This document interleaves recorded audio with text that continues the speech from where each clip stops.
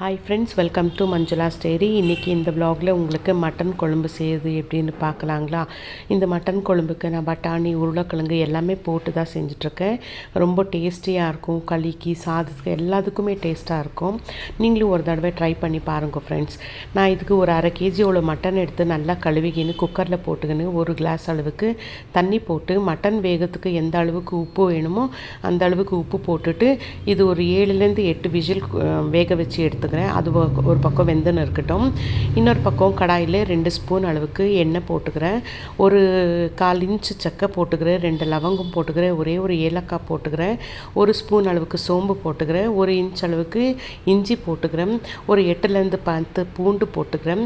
ஒரு 1/2 கப் அளவுக்கு தேங்காயும் ஒரு பெரிய வெங்காயம் கட் பண்ணி போட்டுக்கிறேன். ஒரு 7லேருந்து 8 பச்சை மிளகாய் போட்டுக்கிறேன். ஒரே ஒரு தக்காளி போட்டுக்கிறேன். 1/2 kgக்கு 7லேருந்து 8 பச்சை மிளகாய் போதுமானது தான். உங்களுக்கு இன்னும் கொஞ்சம் காரம் தேவைப்பட்டுச்சுன்னா இன்னொரு 2 பச்சை மிளகாய் நீங்கள் எக்ஸ்ட்ராவாக போட்டுக்கலாம். இவ்வளவும் போட்டு நல்லா ஃப்ரை பண்ணிவிட்டு இதுக்கு கொஞ்சமாக கொத்தமல்லி, கொஞ்சமாக புதினா போட்டு நல்லா ஃப்ரை பண்ணிக்கணும். நல்லா ஃப்ரை பண்ணதும் அதில் இருக்கிற பச்சை வாசனை எல்லாம் போகும். அதெல்லாம் போனதுமே ஸ்டவ் ஆஃப் பண்ணிவிட்டு எல்லாமே சில்லு ஆனதுமே ஒரு மிக்சரில் போட்டுட்டு இதை ஒரு 1/4 கிளாஸ் அளவுக்கு தண்ணியை போட்டு நல்லா மையாக அரைச்சிக்கணும்.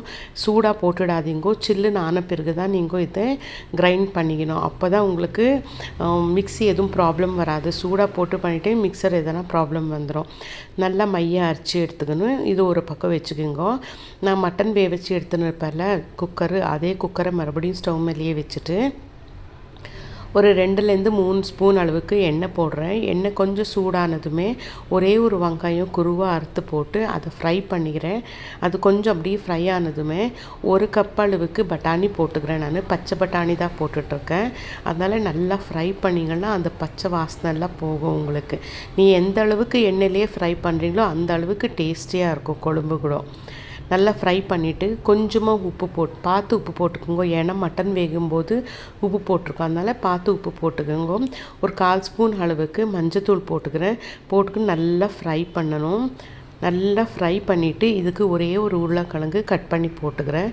ரொம்ப பெருசாகவும் இல்லை, ரொம்ப சின்னதாகவும் இல்லை, மீடியம் சைஸ்லேயே உருளைக்கிழங்கு கட் பண்ணி போட்டுட்டு நல்லா ஃப்ரை பண்ணிவிட்டு ஒரு 2 நிமிஷம் லிட்டு க்ளோஸ் பண்ணி வச்சுட்டு அந்த ஆவிலே வெந்துடும். அது பாருங்கள், இந்த அளவுக்கு வெந்துடும். மறுபடியும் எடுத்து நீட்டாக கிளறி விட்டுடணும். கிளறி விட்டுட்டு வேக வச்சு வச்சுருப்போம்ல மட்டன்னு, அந்த மட்டனை தண்ணியோடு அதில் போட்டுட்டு நல்லா ஒரு கொதிக்க விட்டுடுங்க. நல்லா கிளறணும். கிளறிட்டு விட்ட பாருங்க ஒரு கொதிக்குது நல்லா.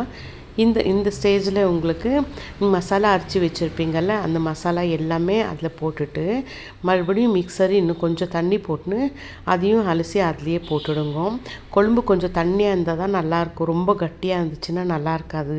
இது இட்லிக்கு ரொம்ப நல்லாயிருக்கும், களிக்கு, அப்புறம் சாதத்துக்கு, இதுக்கெல்லாம் ரொம்ப டேஸ்ட்டாக இருக்கும். மறுபடியும் இந்த டைமில் உப்பு கரெக்டாக இருக்கா பார்த்துட்டு பத்தலைன்னா இன்னும் கொஞ்சம் உப்பு போட்டுக்கின்னு ஒரு கொதிக்க வச்சுட்டு மறுபடியும் லிட்டு க்ளோஸ் பண்ணிவிட்டு ஒரு 2லேருந்து 3 விசில் விட்டால் போதும். குழம்பு ரெடி ஆகிடும். ரொம்ப டேஸ்ட்டாக இருக்கும். உங்களுக்கு இந்த விலாக் இஷ்டம் இருக்கும்னு நினைக்கிறேன் ஃப்ரெண்ட்ஸ். உங்களுக்கு இந்த விலாக் இஷ்டம் இருந்துச்சுன்னா லைக் பண்ணுங்க, ஷேர் பண்ணுங்க, மறக்காமல் என் சேனலை சப்ஸ்கிரைப் பண்ணுங்க ஃப்ரெண்ட்ஸ். நீங்களும் ஒரு தடவை ட்ரை பண்ணி பார்த்துட்டு எப்படி இருக்குன்னுட்டு எனக்கு கமெண்ட் பண்ணி சொல்லுங்க. பாருங்கள், குழம்பு இந்த அளவுக்கு இருக்கணும். இந்த அளவுக்கு தண்ணியாக இருந்தால் தான் ரொம்ப நல்லாயிருக்கும். Thank you friends.